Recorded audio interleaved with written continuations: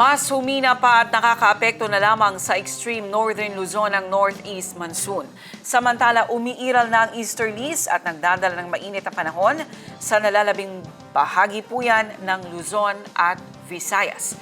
Sa Mindanao naman, asahan ang localized thunderstorm. Ang ulat panahon sa report.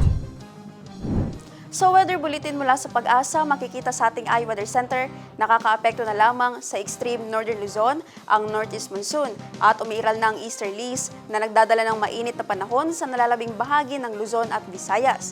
Sa Mindanao naman, asahan ang localized thunderstorm. Walang bagyo o LPA na namomonitor ang Pag-asa sa loob at labas ng Philippine Area of Responsibility.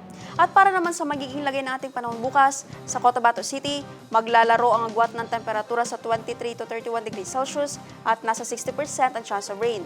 Sa Maguindanao, papalo ang agwat ng temperatura sa 23 to 32 degrees Celsius at nasa 70% ang chance ng pagulan. Sa Cotabato Province, maglalaro sa 22 to 31 degrees Celsius ang agwat ng temperatura at 30% ang chance ng uulan. 24 to 34 degrees Celsius naman ang magiging agwat ng temperatura sa Davao City bukas at 40% ang chance of rain. Sa Cagayan de Oro City, papalo sa 24 to 31 degrees Celsius ang agwat ng temperatura at 40% ang chance ng pagulan.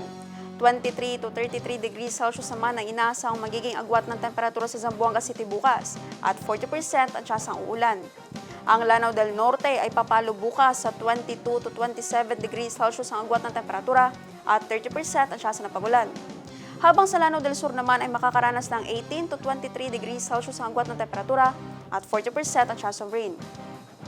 Ang araw ay sumikat kaninang 6:01 ng umaga at lumubog ng 6:07 ng gabi.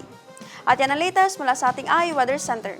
Naptali Velarde, iMinds, Philippines.